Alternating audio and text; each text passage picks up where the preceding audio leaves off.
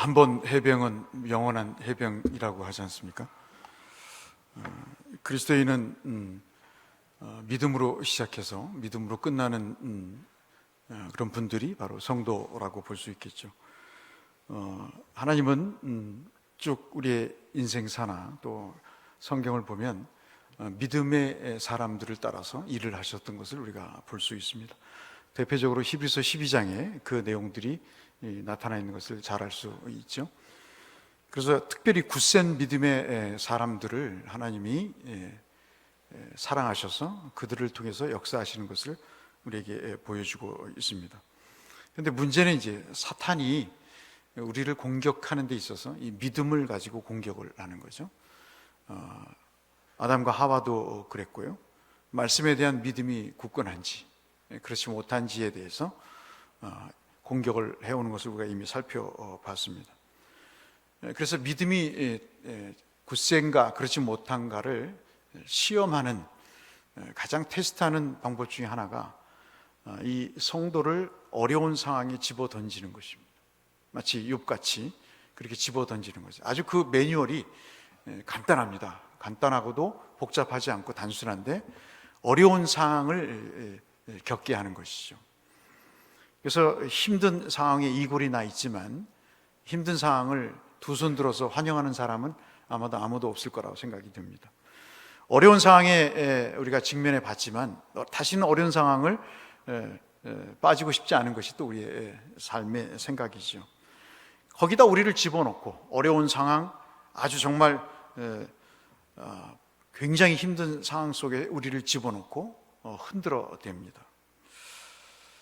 그래서 우리 최대의 관심은 바로 이제 믿음인 것이죠. 그러니까 믿음이 떨어지지 않도록 우리가 조심해야 될 필요가 있고요. 상황은 변합니다. 보니까 상황은 변해요. 어려운 상황, 힘든 상황, 잔혹한 상황도 변합니다. 그리고 반드시 거기엔 끝이 있더라고요. 그런데 믿음은 결코 변하지 않아야 됩니다. 믿음은 바뀌지도 않고 우리가 믿는 믿음, 오늘 우리가 함께 불렀던 찬송에서도 그 믿음의 길을 가는 것에 대해서는 우리가 변함이 없어야 되는 것이죠. 그래서 진짜 어려운 상황은 경제적으로 어렵거나 정신적으로나 신체적으로 어려운 그런 부분도 있겠지만 가장 어려운 상황은 환경이 아니고 상황이 아니고요, 믿음이 떨어지는 것입니다. 그것이 가장 어려운 상황이죠. 본문은 여러분 잘 아신 대로 절박한 상황 속에 이스라엘이 처해 있는 것입니다. 출애굽을 해서 며칠 지나지 않았는데 애굽 군사들이 작정을 하고 쫓아오죠. 보내주기로 했으면 보내주면 좋을 텐데 어디 죄된 인간이 그렇습니까? 끝까지 쫓아가서 그 뒤끝을 보는 것이 죄된 인간의 속성이듯이 첨단 무기를 동원해서 먼지를 펄펄 일으키면서 이스라엘을 쫓아옵니다. 이스라엘은 오합지졸이죠. 아이들도 있고 노인네도 계시고 그리고 가축도 있고 또는 이스라엘뿐만 아니라 참으로 다른 잡족들도 같이 오는 그런 상황이고 가축들은 말할 것도 없고요. 냄새가 나고 여기저기서 참 아우성 소리가 들리는 그런 상황 속에서 뒤에 이스라엘을 추격해오는 애굽의 병사들이 있습니다. 앞에는 아시는 대로 갈라지지 않고 그 파도가 넘실거리는 홍해가 떡 버티고 있습니다. 희망을 찾으러 왔는데 절망스러운 거죠. 기대를 했는데 그 기대가 소망으로 바뀌지 않고 오히려 위기를 자초하는 그런 꼴이 되어버립니다. 근데 사실 가장 큰 위기는 뒤에 쫓아오는 애국 군사도 앞을 가로막고 있는 홍해도 그 상당히 어려운 상황이지만 더 어려운 상황은 내부적인 분열입니다. 모세와 이스라엘 백성 간에 분열이 시작이 된 것이죠. 갈등이 증폭되고 모든 이 상황, 벌어진 상황이 모세 때문이다라고 손가락질을 하고 원망을 합니다. 여러분 10절, 12절, 10절에서 12절 말씀을 보시면 애굽 사람들이 추격해 오는 것에 특히 더 두려워합니다. 참 사람은 그런 것 같아요. 자연보다도 인간을 더 두려워하는 것 같습니다. 살다 보면 그런 것 같아요. 자연재해는 그럴 수 있다고 보는데 지난번에도 호주에 골프공만한 우박이 떨어지잖아요. 저도 공부할 때 보니까 아니 우박이 거의 주먹만한 것이 떨어져서 그 완전히 차를 곰보로 만들어 버리는, 옛날 말로 그렇게 되는 경우를 보는데, 그럼에도 불구하고 그것은 자연재해라고 생각을 하는데요. 사람의 심리가 가장 묘한 게 자연보다는 사람을 더 두려워하는 거죠. 애굽에 매장지가 없어서 광야에서 죽게 만들었느냐? 왜 애굽에서 이끌어내서 이렇게 광야에서 개죽음을 당하게 하느냐? 애굽에 있었으면 그 애굽에 채찍은 있었지만 그래도 고기국물이라도 먹으면서 그들을 섬기면 목숨을 부지할 수 있었지 않느냐 말이죠. 차라리 광야에서 죽는 일은 없지 않았냐고 12절에 보면 항변을 합니다. 모든 책임이 당신 모세에게 있으니 당신이 그것을 책임지라고 이야기를 합니다. 분위기상 자칫 잘못하면 돌에 맞아 죽을 그런 상황이 되어버리는 거죠. 참 우리가 살면서 그런 경우를 많이 겪지 않습니까? 이거 뭐 이렇게 뒤집어 볼 수도 없는 상황, 버섯목이라고 뒤집어 봐서 이것이 않다라고 이야기할 수도 없는 그런 상황들이 오히려 더 해명을 하면 할수록 더 어려운 상황에 처해 있는 그런 경우들을 우리가 보면서, 특별히 가족 간에 그런 일이 벌어질 때는 더 비참한 상황이 되는 것이죠. 이스라엘 백성들이 누굽니까? 400년 동안 광야에서 한 번도 경험을 해본 사람들이 아니죠. 광야란 자체를 모르는 사람들입니다. 400년 동안 왕궁을 짓고 신전을 짓는 기술자들이었고 노동으로 근육이 단련된 사람들입니다. 임금을 주지 않으면 색대같이 일어나는 사람들이고, 자기의 기분에 맞지 않으면 감정이 뒤틀릴 때 물불을 가리지 않는 그런 사람들인 것이죠. 이 화급한 상황에서 하나님께서 극도의 압박감을 갖고 있는 모세에게 찾아오십니다. 그러면서 왜 내게 부르짖느냐? 왜 내게 부르짖느냐? 너는 네 할 일을 하라고 냉정하게 말씀을 하십니다. 애굽이 쫓아오죠. 그리고 앞에는 홍해가 있죠. 또 함께했던 이스라엘이 삿대질을 하면서 죽이려고 달라드는 이런 삼중고에 모세가 처하게 되면서 모세를 하나님이 지켜보고 계십니다. 참 우리가 그런 경우를 봅니다. 흔들리는 상황이 참 많이 있어요. 그런데 지도자는, 리더십은 흔들려서는 안 됩니다. 이게 참 어려운 겁니다. 이게 참 쉬운 일이 아닌 것이죠. 아마 우리가 모세 같았다면 아마 한두 사람은 죽이고 난 다음에 무슨 끝장을 내도 내지 않을까 하는 그런 생각을 가져보기도 합니다. 근데 놀랍게도 모세가 그런 삼중고 속에서 믿음의 반응을 보이고 있는 것입니다. 여기에 우리가 오늘 재직 헌신 예배를 드리는 핵심을 찾아보고자 하는 것입니다. 13절, 14절 말씀 한번 보실까요? 13절, 14절 말씀을 보시면 모세가 전혀 흔들리는 기색이 없습니다. 어찌 보면 이게 마치 하나님이 하시는 말씀 같이 들릴 때가 있어요. 근데 이게 하나님이 하시는 것이 아니고 모세가 직접 이스라엘 백성들에게 이야기합니다. 너희는 두려워하지 말고 가만히 서서 여호와께서 오늘 너희를 위하여 행하시는 구원을 보라. 너희가 오늘 본 애굽 사람을 영원히 다시 보지 아니하리라. 여호와께서 너희를 위해 싸우시리니 너희는 가만히 있을지니라. 이런 담대함을 선포를 합니다. 답이 없고 칠흑 같은 그런 어둠의 절망적인 상황입니다. 최악의 순간인데 모세가 그 어떤 초점을 백성들에게 제시를 하는 거죠. 참 지도자는 그렇게 위대한 것 같습니다. 그래서 지도자가 할 일은 딱 한 가지인 것 같아요.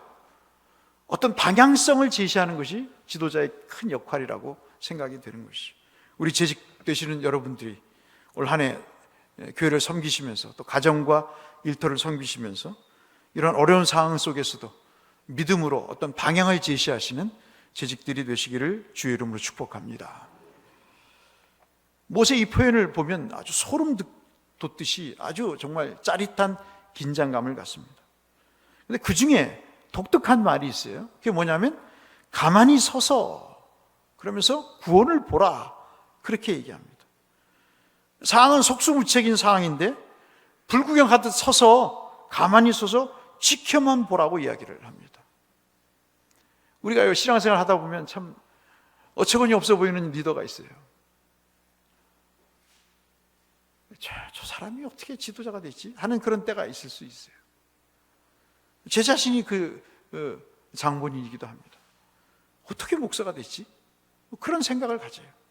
엉터리 같다는 생각을 가질 때가 참 많이 있습니다. 근데 모세가 바로 그러한 형태의 이야기를 합니다. 지금 먼지를 풀풀 일으키면서 전차를 타고 달려오는 애굽 병사가 있고, 금방 발을 들이대면 뚝 빠질 홍해가 파도를 넘실거리고 있는데 도대체 뭘 서서 지켜보라는 것인가 하는 것이죠. 믿음은 그런 것입니다. 지도자는요, 상황을 설명하는 게 아니고 믿음을 말하는 사람인 줄로 믿습니다. 여러분, 우리는 믿음을 말해야 돼요. 상황을 얘기하는 게 아니라 믿음을 얘기해야 됩니다. 문제는 있어요. 어려운 상황입니다. 정말 그것이 맞아요. 틀린 말이 아닙니다. 그러나 더 중요한 것은 그럼에도 불구하고 우리는 뭐를 쥐어야 된다? 믿음을 쥐고 살아야 된다는 거죠. 믿음의 눈으로 봐야 된다는 말을 해야 되는 것이 리더, 지도자라는 것이죠. 그러면서 하나님이 구원을 베푸실 텐데 그것은 누구를 위한 것도 아니고 바로 너희를 위한 구원이다 라고 말씀을 하십니다. 그리고 더 기막힌 말씀을 하시는데 13절 마지막 보실까요? 뭐라고 얘기를 하냐면 모세가 이 쫓아오는 가장 두려워하는 애굽 병사들을 다시는 볼 일이 없을 것이다. 그럼 따라서 하실까요? 어려움을 다시는 보지 않을 것이다. 여러분 2020년을 사시면서 그렇게 한번 이렇게 되새겨 보세요. 어려우실 때 이 어려움은 다시는 보이지 않을 것이다. 옛날 생각이 납니다. 참 그런 마음으로 살았어요. 이것은 정말 끝이 있을 것이다. 이 끝이 지나면 또 다른 어려움이 오겠지만 그러나 그 어려움을 지금 이겨냈듯이 이겨낼 것이다 말이에요. 다시는 이 어려움을 내 인생에서 보지 않을 것이다. 왜냐하면 나를 위해서 싸우시는 하나님이 계시기 때문에 다시는 보지 않을 것이다. 너희가 오늘 본 애굽 사람을 영원히 다시 보지 아니하리라. 이게 무슨 정치인의 구호 같지 않습니까? 지금 실체를 가지고 쫓아오는데 그들을 다시 보지 않을 거라는 무엇으로 그것을 장담하는 얘기예요. 우리가 그럴 때 있잖아요. 당신 무엇으로 그런 얘기를 합니까? 당신 무엇으로 무슨 근거를 가지고 그런 확신을 갖습니까? 난 모르지만 하나님이 하실 거예요. 하나님이 하십니다. 하나님이 그 일을 하실 거예요. 지도자가 위대한 것은 남이 보지 않는 눈이 있다는 거죠. 여러분 믿음의 눈 가지시기를 바랍니다. 다른 사람이 별 말을 하더라도 믿음의 말을 해야 되고요. 다른 사람이 어떤 걸 봤다고 얘기를 해도 그 사람이 보지 않는 것을 보셔야 되고요. 그 사람이 알지 못하는 방향을 제시해야 됩니다. 여러분 지금 가장 두려워하는 그 사람들을 다시는 보지 않을 것이라고 하는 그 말 속에는 하나님이 그렇게 하시겠다고 하는 확신이 들어있는 거죠.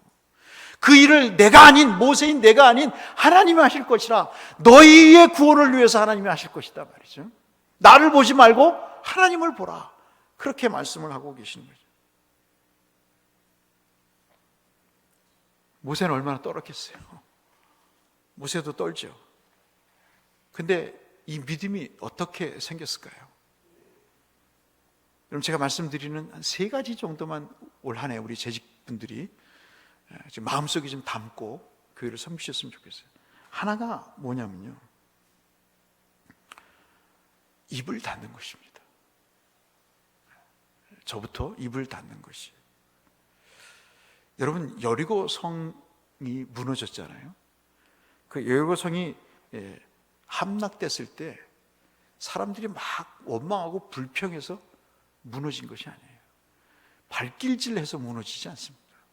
제가 설교 때 말씀드렸다시피 벽의 두께가 수미터가 돼요. 벽에 또 공간이 있고 그 벽에 또 성벽을 쌓아서 누구도 그것을 무너뜨릴 기술적으로, 군사적으로, 전략적으로 힘을 갖고 있지 못한 것이 이스라엘이었습니다. 6일 동안 그냥 도는 거예요. 7일째는 7번을 도는 겁니다.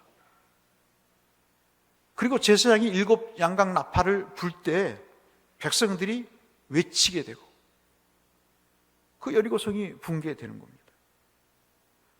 중요한 것은 얼마나 많은 갈등이 있었겠어요. 이게 미친 짓이죠. 이렇게 해서 성벽이 무너지냐? 이 무슨 짓거리 하는 거냐 말이에요. 교회가 뭐냐 이거. 교회가 왜 이래야 되느냐? 이렇게 된다고 우리에게 복을 주느냐? 별소리가 다 들리는 거예요.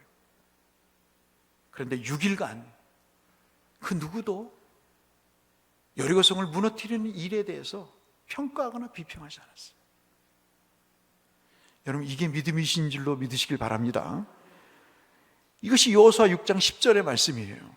여호수아가 백성에게 명령하여 이르되 너희는 외치지 말며 너희 음성을 들리게 하지 말며 너희 입에서 아무 말도 내지 말라. 그러다가 내가 너희에게 명령하여 외치라 하는 날에 외칠지니라. 말할 때가 있단 말이죠. 내 생각과 기대가 다를 때가 있어요. 그래도 하나님의 시각으로 우리가 거기에 침묵하고 순종하면 하나님께서 그 일을 묵묵히 해나가고 계시는 거예요. 한번 따라서 하실까요? 똑똑한 사람이 역사를 주도하는 것이 아닙니다. 믿음의 사람만이 주의 역사를 이루어냅니다. 믿으십니까, 여러분? 그래서 우리가 어떤 훈련이 필요한데요. 재직으로 우리 하나님 앞에 헌신하고 섬길 때요, 어떤 때는 침묵할 때가 있어야 돼요. 말이 주는, 인생에게 주는 독이 있습니다. 저도 얼마 전에 그걸 경험했어요. 민수기 14장 27절 28절 여러분 잘 아시잖아요. 백성들이 하도 원망하니까 하나님이 뭐라고 그랬어요?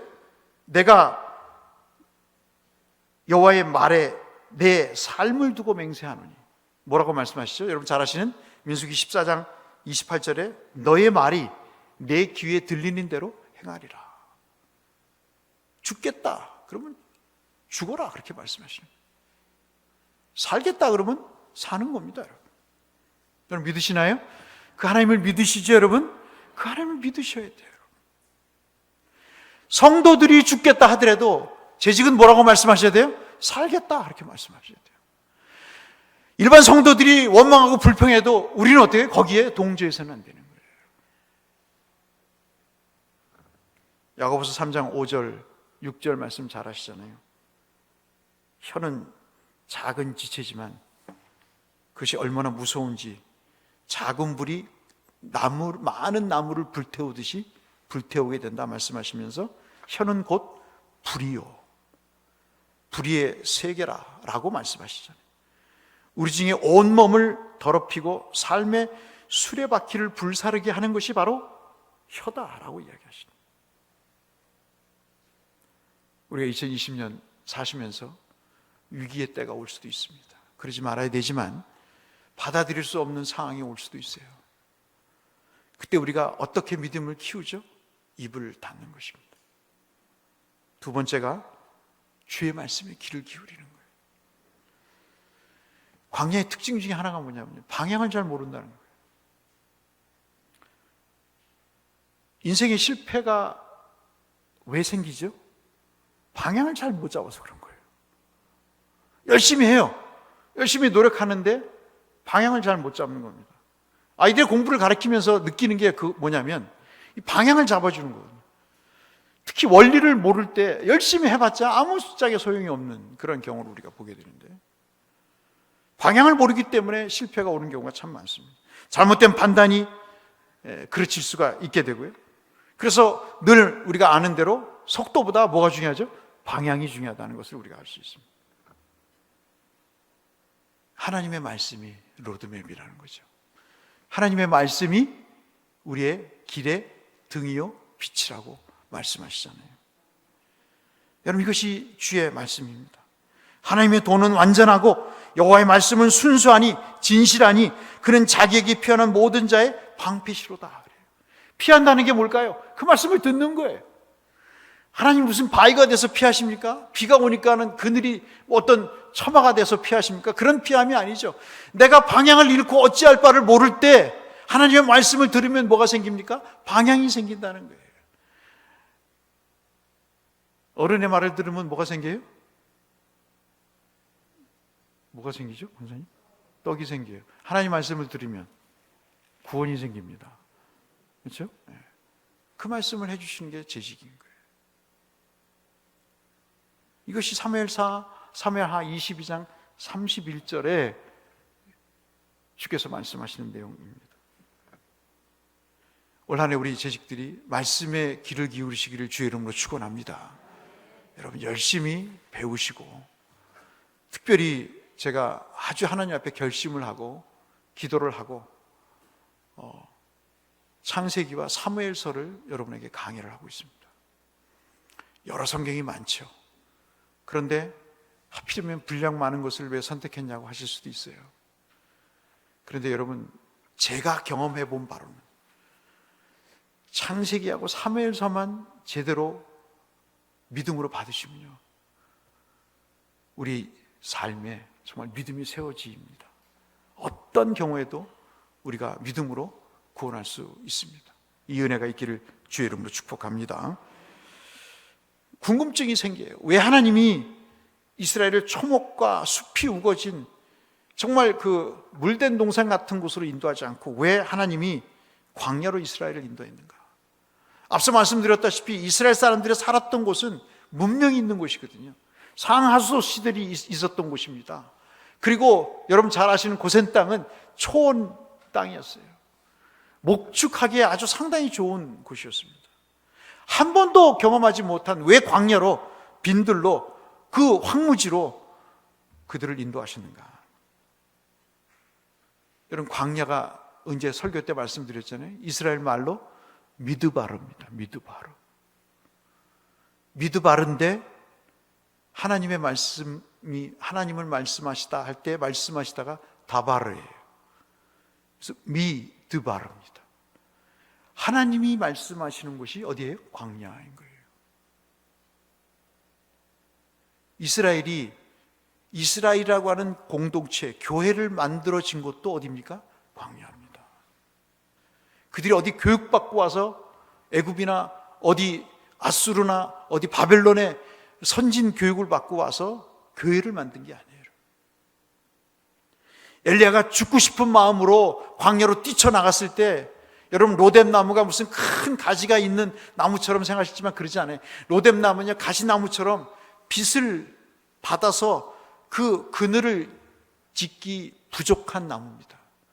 여러분 한번 이스라엘 가신 분들은 아시겠습니다만은 그 로뎀 나무는 무슨 가지가 무성한 그런 나무가 아닙니다.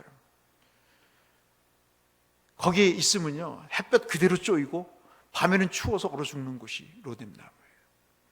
그런데 그곳에서 하나님이 물과 빵을 주시고 돌에 구워서 빵을 주신 그것도 바로 광야인 거죠. 주께서 세례를 받으시고 물에서 올라오실 때 주께서 하늘로부터 음성을 들으시잖아요. 내 사랑하는 아들이라고 말씀하시면서 하늘이 갈라지는 같이 성령께서 비둘기같이 임하시면서 뭐라고 말씀하세요? 너는 내 사랑하는 아들이다. 내가 너를 기뻐하노라는 선언이 있고, 그 직후에 하나님이 이끌어서 예수님을 보내신 곳도 광야입니다.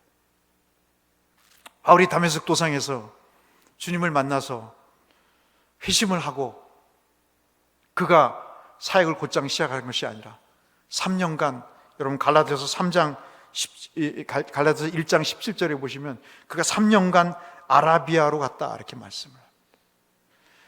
논란의 소진이 있습니다. 아라비아가 광야인지 아니면 수목이 있는 곳인지 논란이 있습니다만은, 그러나 적어도 그렇게 비옥한, 우리가 말하는 수목이 우거진 곳은 아닙니다. 나무가 몇 그루 있지만 아주 척박한 곳이고, 그곳에 가서 그는 마치 수도원에서의 수도 생활같이 3년간을 훈련을 받은 곳도 바로 광야인 것이죠. 지독한 곳입니다. 저와 여러분이 2019년을 살아오시면서 힘들지 않은 그런 시간들이 있었나요? 고독을 때로는 경험하게 되고, 때로는 참 비참한 대접을 받기도 하고, 모욕을 겪기도 하고, 때로는 참으로 뜻대로 되지 않아서 좌절하고 싶은 그런 생각도 들 때가 한두 번이 아니었던 때입니다.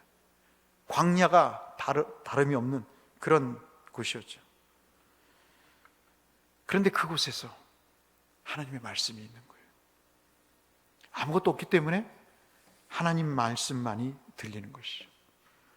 올 한 해 재직되신 여러분들이 많은 사람들의 이야기를 들으실 겁니다. 들으시면 그냥 한 귀로 흘리세요. 그리고 정 서운하시면 목사에게 확인하세요. 뭐만 들으세요? 하나님의 말씀만 들으세요. 믿으십니까, 여러분? 그런 훈련을 하셔야 돼요. 우리 대곡교회가 하나님의 말씀을 듣는 귀가 커야 됩니다. 저희 집에 애들이 저보고 놀립니다. 아빠 귀는 당나귀 귀라고. 왜 그러냐면 사람의 이야기를 이렇게 잘 듣는데요. 들리는데 어떻게 해요? 그렇죠? 그런데 안 들으려고 애를 써야 되고, 뭐는 들으시려고 애를 쓰셔야 돼요? 하나님의 말씀은 들으시려고 애를 쓰셔야 돼요. 여러분, 주일이든 수요예배든 새벽 기도든 어떤 때든요, 그 말씀 중에서 한 말씀을 여러분 꼭 붙잡은 훈련을 하셔야 돼요. 저는 그걸 참 많이 해봤어요. 지금도 하고 있고 그렇습니다. 저도 설교를 하지만 똑같은 청중의 입장에서 이 말씀을 준비하면서 설교를 준비합니다. 그러면서 내게 주시는 말씀이 뭘까? 그 한 포인트를 가지고 일주를 살아갑니다. 그래도 쉽지 않더라고요. 여러분, 재직은 하나님 앞에 주의 말씀을 듣는 분들이십니다. 그래야 믿음이 성장이 되는 그런 결과를 낳게 됩니다. 정말 하나님의 말씀을 경청하여 들으시는 한 해가 되시기를 축복합니다. 그 다음 이제 15절 16절에는요, 말씀 그대로를 받으시는 거예요.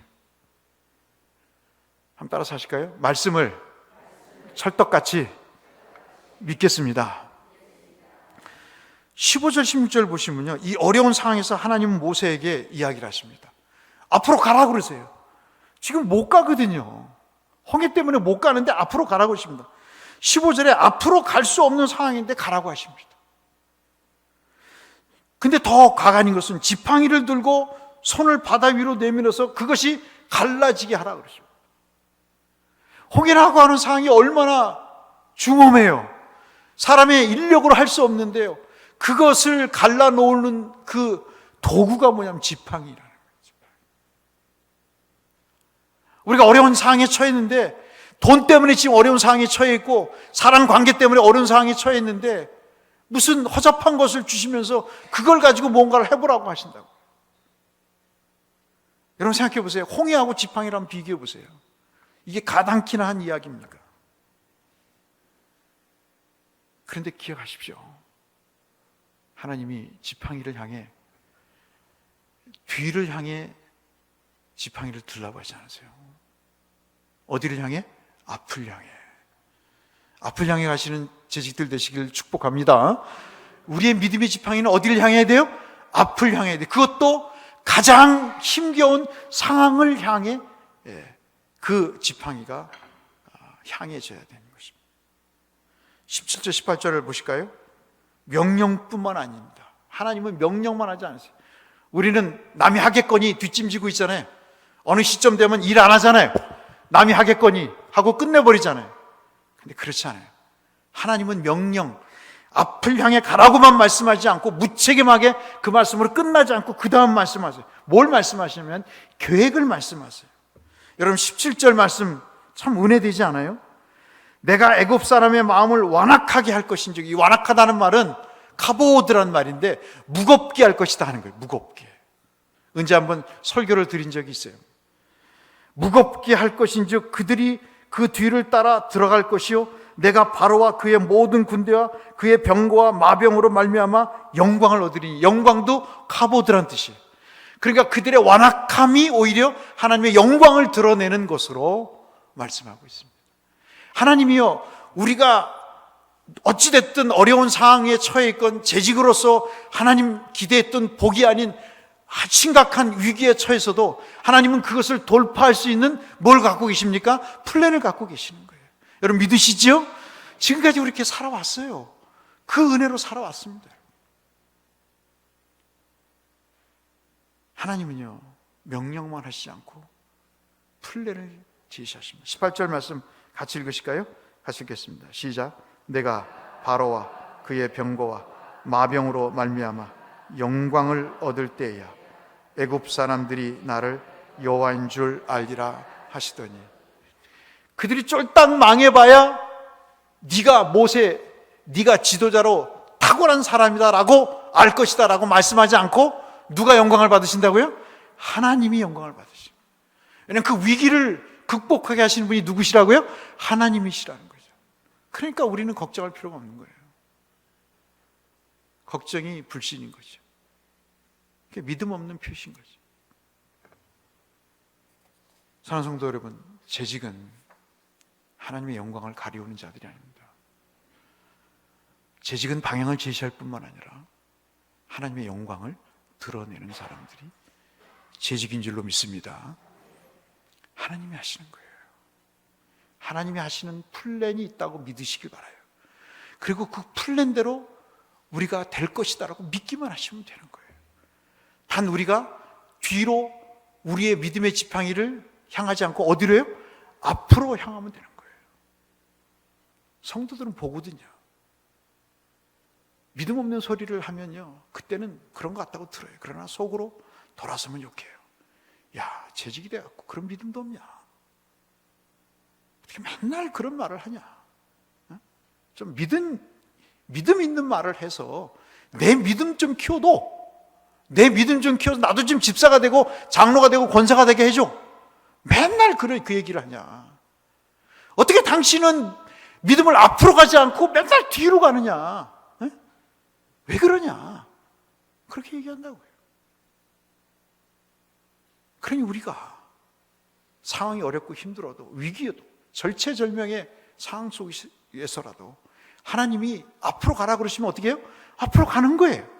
앞으로 가서 허접한 지팡이라도 들고 그것을 홍해 위에 던지라고 하실 때 던지는 겁니다. 누가 하십니까?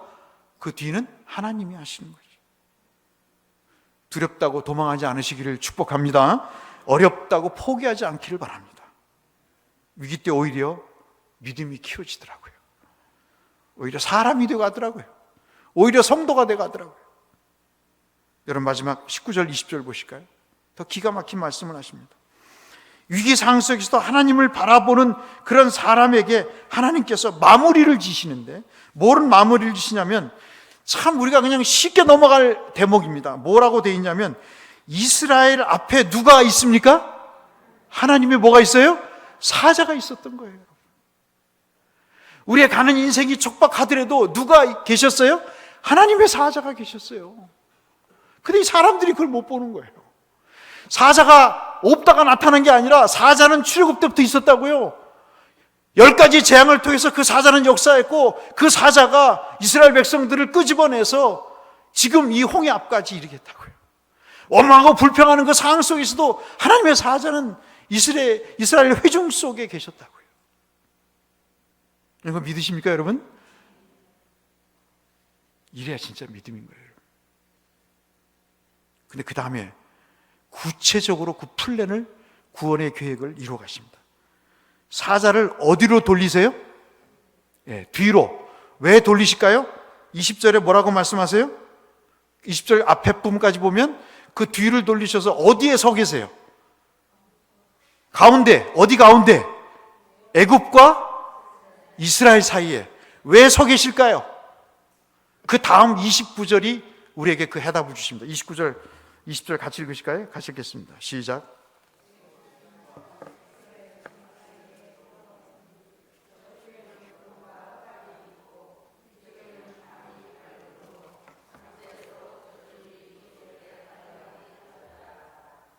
아멘이신가요? 이쪽과 저쪽이 구분이 안 되시나요? 되시죠? 그렇죠? 여러분, 구름이 있고 흑암이 있는 쪽은 어느 쪽일까요? 애국 군대가 쫓아오는 그쪽인 거예요. 여러분 그 만화 영화 보셨죠? The Princess of Egypt 보셨죠? 이집트의 왕자 만화나 영화로 보셨잖아요.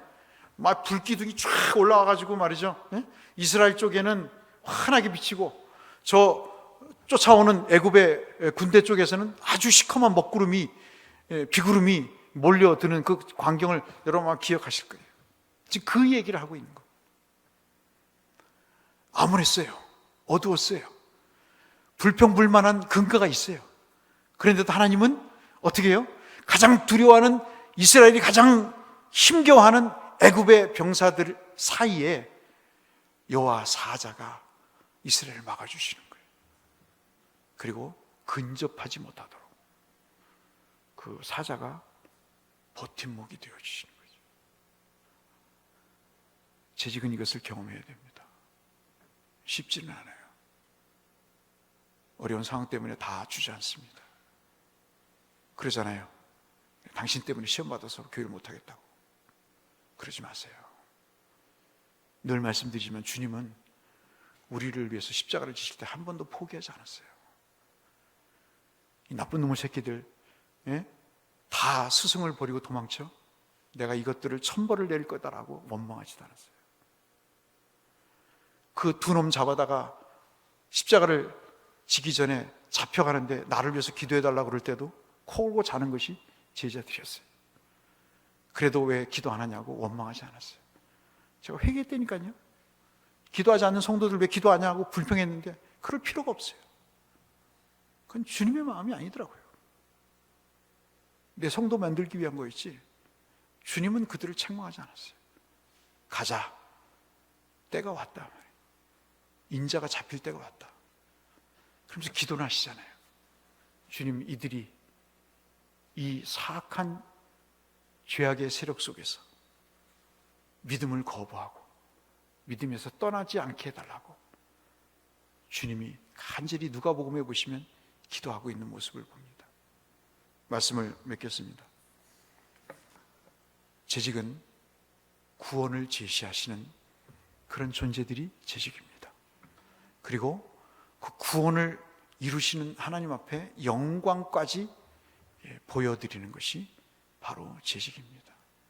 사랑하는 성도 여러분, 상황은 2020년, 2019년과 별다를 바 없을 겁니다. 무슨 신천신지가 우리에게 도래하지 않을 겁니다. 여전히 속상할 일이 있을 것이고요, 여전히 참 걱정스러운 일이 있을 것입니다. 그러나 또 한편으로는 여전히 기쁜 일이 있고 여전히 응답받는 축복의 그런 때도 있을 것입니다. 특별히 어려움에 처했을 때, 참으로 힘든 상황에 놓여서 사탄이 우리를 공격할 때 우리 입을 닫고 귀를 열어 주의 말씀에 귀를 기울이고 하나님의 말씀을 찰떡같이 믿어서 우리를 향해 구원을 베푸시는 그 하나님을 우리가 제시하고 보여주고, 그리고 그 구원을 통해서 우리에게 나타나시는 하나님의 영광을 드러내는 재직으로 사셔서 우리 교회가 2020년도에는 여러분 재직 헌신으로 통해서 더 부흥되고 성도들이 믿음으로 성장하는 그런 한 해가 되기를 함께 노력하시고 또 중보하시는 우리 모든 재직들 되시기를 주님의 이름으로 축복합니다.